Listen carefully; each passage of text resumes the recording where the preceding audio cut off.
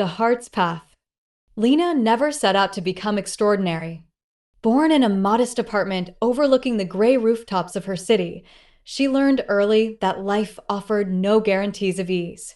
On weekday mornings, she boarded the crowded tram, clutching her worn leather satchel, her breath rising in little clouds against the chill. She felt fatigue more than joy, weariness more than sorrow. Yet something stirred beneath it all. A quiet restlessness that urged her to look deeper. One evening, after a particularly draining day at the office, Lena found herself lingering at the riverbank instead of heading home. Neon reflections danced on the water's surface as she sank onto a concrete slab, the hum of traffic receding for a moment. She closed her eyes and noticed the tension in her chest. The tight coil of anxiety about deadlines, the sting of pride at a task undone, the flutter of hope when she imagined praise that might never come. In that instant, she realized it wasn't the praise or criticism themselves that weighed on her. It was the ache for validation, the fear of failure, the longing for approval. That little knot in her mind. This discovery felt like the first step on a hidden path. What if the true challenge wasn't to banish her emotions? Joy, anger, sorrow, or delight. But to understand them, to walk through their fires without letting them consume her? As the city lights blinked overhead, Lena resolved to treat each fluctuation of heart and mind not as an obstacle, but as a teacher. She would meet every ripple of feeling head-on, unflinching, and learn what lay at its core. And so began her quiet journey of cultivation.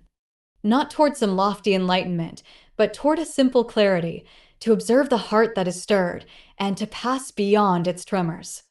In doing so, she would discover what it truly means to live. The next morning, Lena rose before dawn. The apartment was dark, the city still slumbering beneath a misty haze. She brewed a simple tea. Hot water poured over a single tea leaf, and cradled the cup in her hands, feeling its warmth seep into her palms.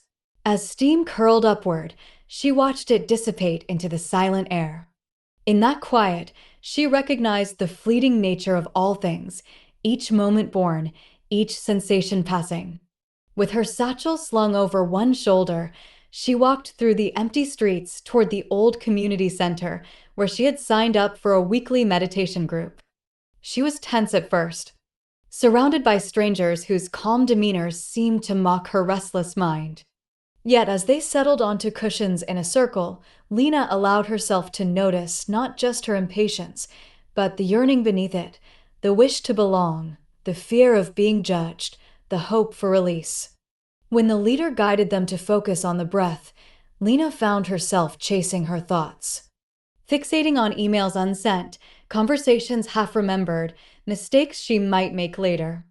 Frustration rose. Instead of pushing it away, she paused. She felt the frustration as a tightness in her shoulders, heard it as a low hum behind her temples. Rather than labeling it bad, she honored it as part of her experience. "Thank you," she whispered inwardly, "for reminding me I am alive."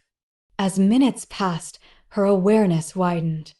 She noticed the distant tick of a clock, the faint scent of incense, the soft rustle of settling bodies. In the space between one breath and the next, she found freedom. Not because the thoughts vanished, but because she ceased to chase or resist them. They simply were. When the session ended, Lena mingled modestly. A woman with gentle eyes complimented her posture. A man nodded appreciatively at her serene expression. Inside, Lena smiled, not because she sought their approval, but because she had approved of herself in that moment of mindful presence. On her walk home, the sky brightened into pale gold. Lena understood that progress was neither linear nor dramatic. It was a series of small awakenings, seeing the heart behind each emotion, acknowledging it, letting it be, and moving forward. Each step, each breath, each quiet moment of recognition was a testament to the life she was actively cultivating. By mid-afternoon, the sun had climbed high enough to warm the sidewalks. Lena found herself back at the office, spreadsheets and memos awaiting her attention like an army of silent judges.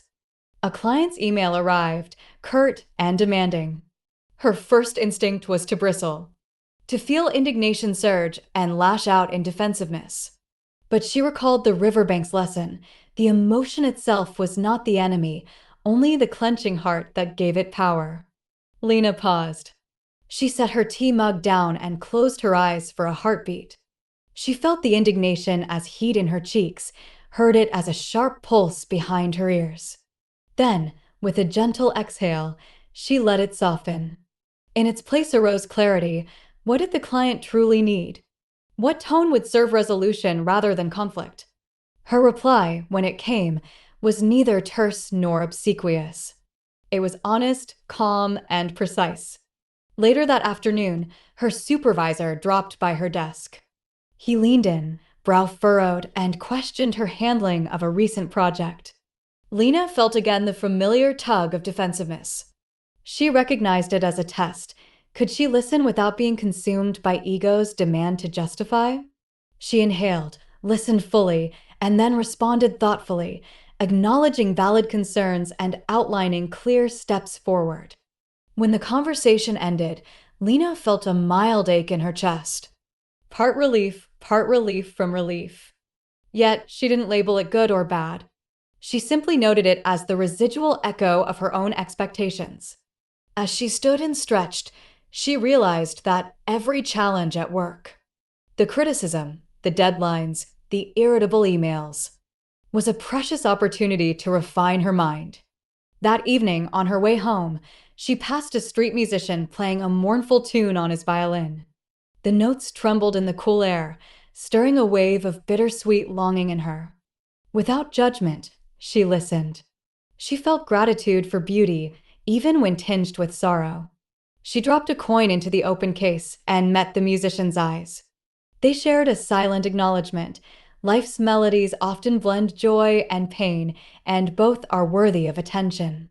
As Lena resumed her walk, she sensed something settle within her, a steady acceptance that true cultivation was not about escaping discomfort, but about learning to travel through its terrain with an attentive heart.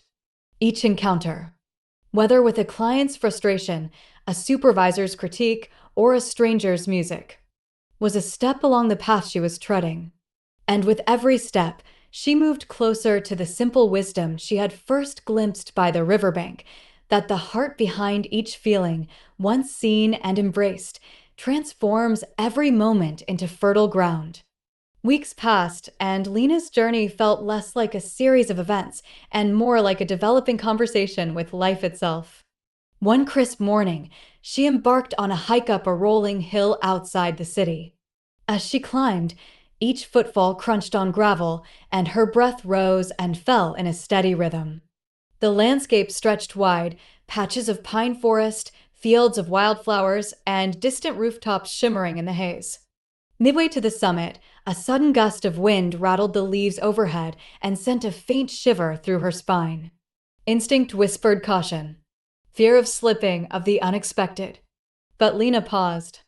She welcomed the wind's force as a reminder of life's unpredictability. She felt it tug at her hair, heard it roar through the branches, and touched its chill on her skin.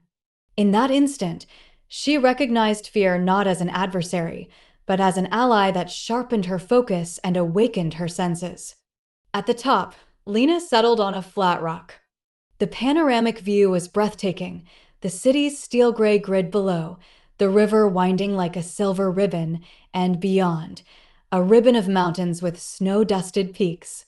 She closed her eyes and breathed deeply, feeling her chest expand with gratitude and awe. Joy, calm, and wonder mingled in her heart. And she felt each without clinging, simply letting them exist. As the sun began its descent, painting the sky in amber and rose, Lena reflected on her path. She recalled nights of doubt, days of frustration, moments when emotions threatened to overwhelm. Yet each had taught her something vital: to notice the heart behind the feeling, to pause rather than react, to meet life's currents with attentive curiosity.